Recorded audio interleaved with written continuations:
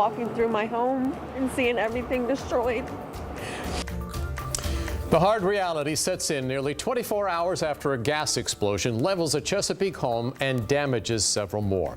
That is our top story at 5 o'clock. Thanks for joining us. I'm David Allen. I'm Janet Roach, and here's the very latest. The blast sent 9 people to the hospital, 2 of them with serious injuries. 2 firefighters were also hurt. At this hour, investigators are combing through the wreckage, trying to figure out what caused the blast. It happened just before 6 o'clock last night on Laferno Road. That's in Deep Creek. We're told the blast was so strong it could be felt blocks away. We have teams of reporters working this story. 13 News Now reporter Evan Watson is talking to the hero who pulled the woman from the burning wreckage. But we begin with Jacqueline Lee with the latest on what went wrong. Janet, David, investigators have been out here literally all day. They're still here. Their main goal is to figure out what caused this fire. Now, the Chesapeake Fire Marshal has to figure out, was this fire set intentionally or was it an accident? Oh my God. After a ball of fire swallowed this Chesapeake house whole and left 9 people injured. It's a massive, devastating, just violent explosion that happened. You know, those are the words that would be used to describe this. It's up to the Chesapeake Fire Marshal to figure out what happened. We do have, confirmed that it is natural gas related. Now, where specifically and how specifically is something that we're continuing to investigate here. The State Corporation Commission may also get involved depending on the source of the natural gas leak. That agency regulates pipeline safety. A spokesperson said they are monitoring the situation and collecting information, but stopped short of saying they launched an investigation. The SCC will only get involved if the gas company is found responsible, rather than the homeowner. Today in a statement, Columbia Gas of Virginia said, after a thorough evaluation, all of the natural gas systems in the area are safe.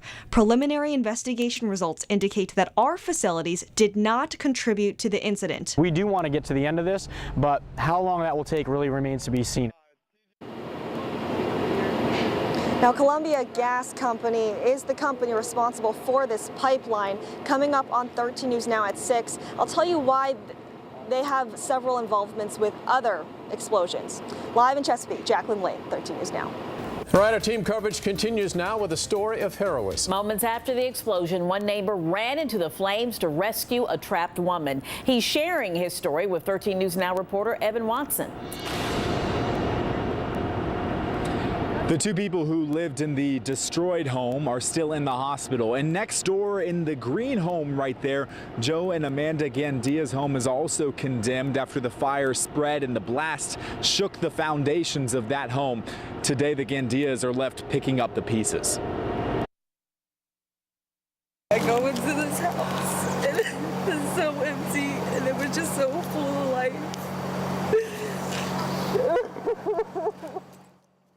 In 5 minutes, everything changed. The Gandias lost their house but escaped the fire. Today, they're thinking about their dear neighbors in the hospital. It's just the welfare of my next door neighbors. I want all the prayers to go out to them. Sunday night, Joe Gandia rushed into the blazing home to help pull his neighbor to safety after the initial blast. And everything was on top of her.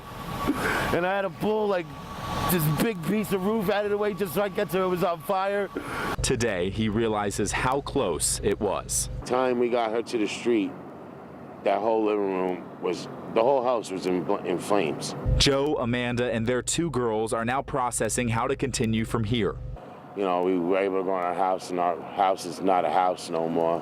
What is actually going through my mind is, where me and my children are going to live. Is the hardest thing, walking through my home and seeing everything destroyed. The Gandias say they've received unimaginable support from the community. I know what a lot of people say I did yesterday was heroic. I wasn't trying to be a hero. I was just trying to save be a good life, person. Save a person that needed me, so. But loss, hope, and grief, a fire's impact doesn't stop when it's put out. We're pretty sad right now.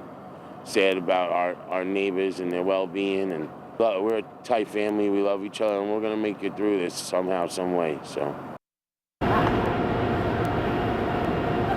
The Gandias are getting some help from the Red Cross. They have a temporary place to stay for now, and we're still working to find out how the Gandias' neighbors are doing in the hospital after just barely getting past that huge explosion in the deadly blast there.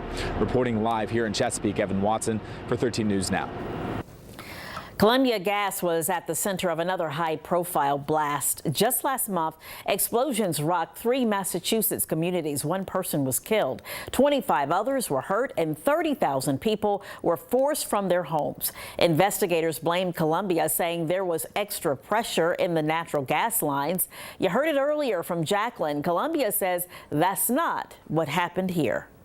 Now, when we do learn what sparked the explosion, expect an update from us on air and online. All right, the summer temperatures make a brief comeback. Let's take you live to the ocean front. We saw a couple of people taking it all in on the boardwalk earlier today, but don't get used to it. Some big changes are on the way. Yeah, temperatures are about to tumble. And Jeff, is that the only curveball? Yeah, we're going to have a little bit of rain with the front as it comes. All right, Jeff, thanks. Join the thousands of 13 News Now viewers using our app to get real-time updates. Download it for free from your app store.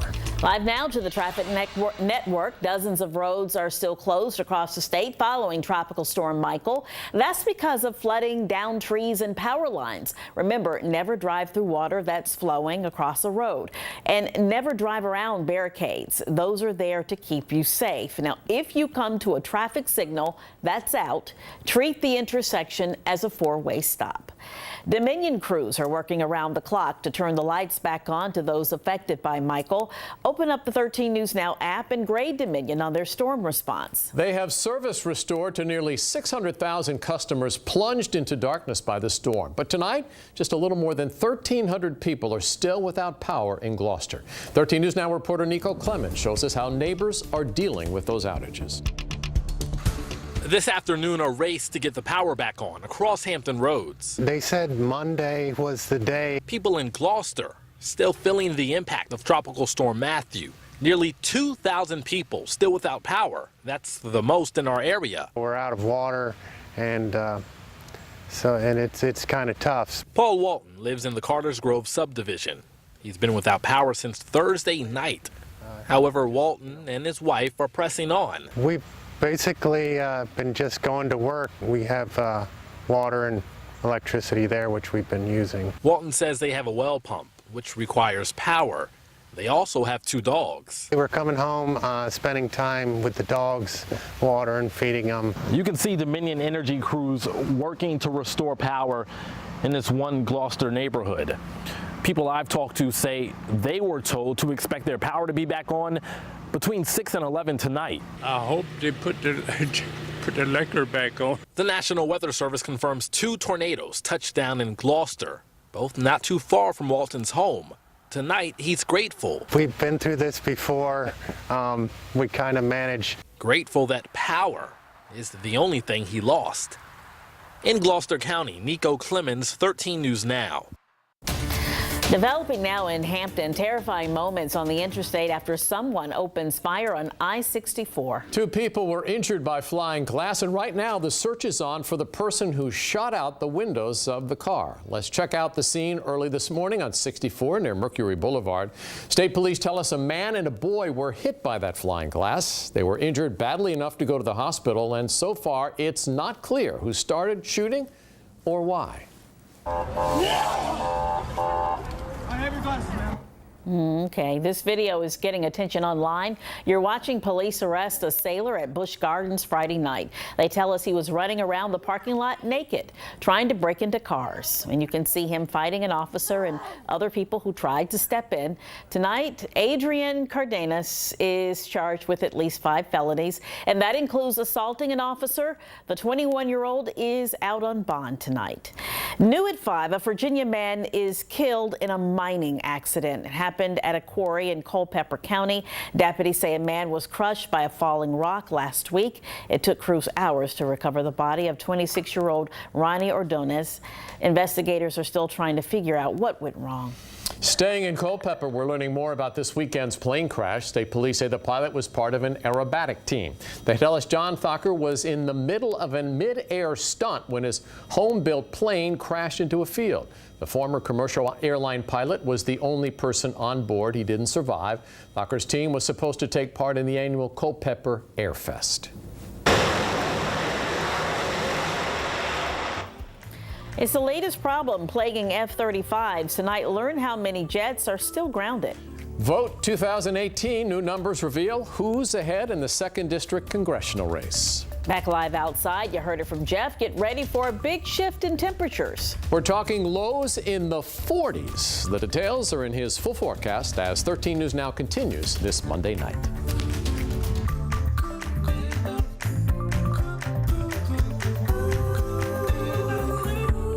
Has touched thousands.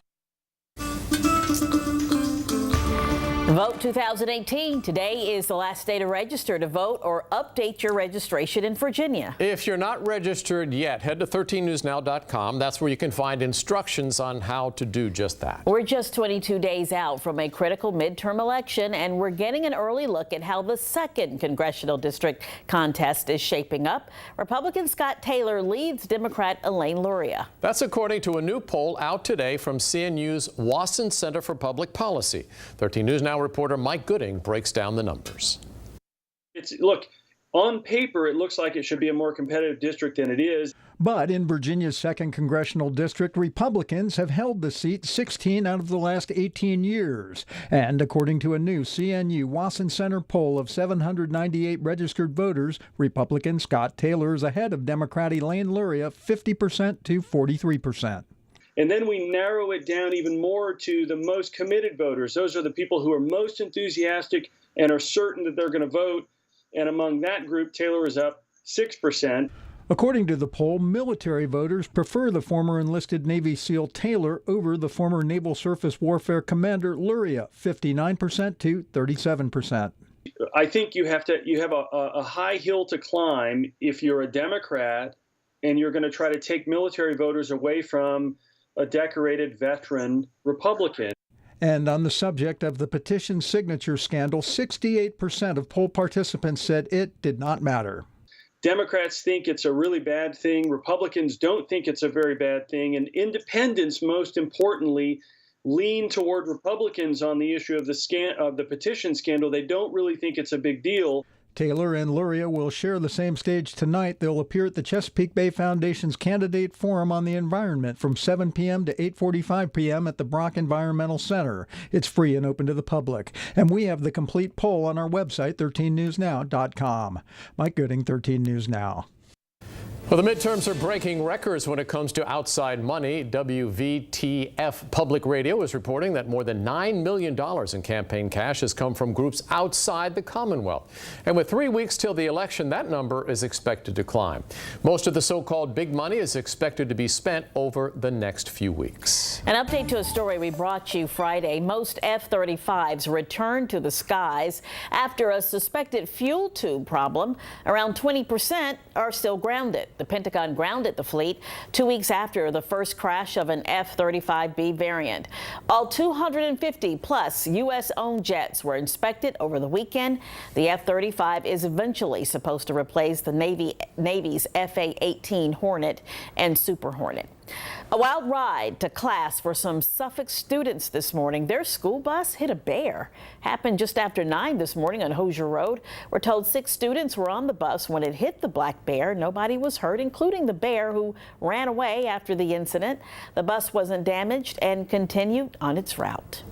It's a major milestone for one of Virginia's biggest craft breweries. Devil's Backbone celebrates their 10-year anniversary this fall. Since opening a decade ago in Nelson County, the brewery has expanded, opening other tasting rooms and a distillery. Even though it was bought by Anheuser-Busch in 2016, the owners say the big beer company is challenging them to think bigger. You ask anybody in the company in those early days, and they're like, no, we didn't think we'd ever sell our beer in package. No, we didn't think we'd be in 12 states.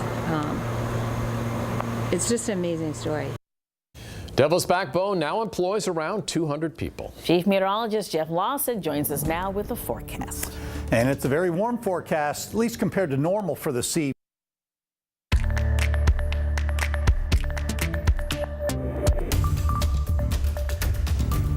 Back live over Washington, D.C. as the White House considers the return of a controversial policy. The Trump administration is looking to bring back family separation at the U.S.-Mexico border to curb illegal border crossing. President told reporters the policy will help curb illegal immigration. It sparked protests and lawsuits. 17 state attorneys general, including Virginia and North Carolina, sued the Trump administration, calling it a constitutional violation.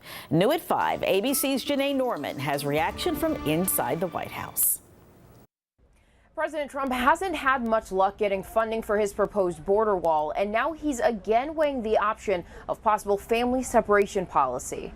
The administration's original family separation policy sparked widespread bipartisan backlash. As many as 2,500 kids were separated from their families over the course of 6 weeks. In some cases, they were separated for months. But now President Trump says his administration is considering a new family separation policy. If they feel there will be separation, they don't come.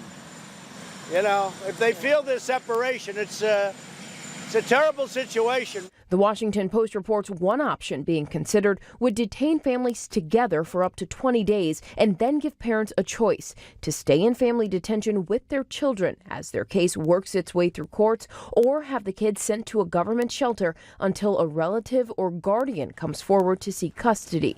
The idea of enforcing a new separation policy is already drawing criticism from at least one Republican. We shouldn't bring that policy back. That simply is un-American, and I think everybody recognized that. The original separation policy hit a snag in court, and the administration was ordered to reunite all 2,500 of those kids with their families, but for some of them, that still hasn't happened. Janae Norman, ABC News at the White House. A pizza run gone wrong. Hear why a little girl went from pizza to panic over the weekend. But a fallen star behind bars in Norfolk. Only 13 News Now spoke with her lawyer about the singer's charges. And some big help for Virginia is on the way. How the federal government is stepping up to help with hurricane damage.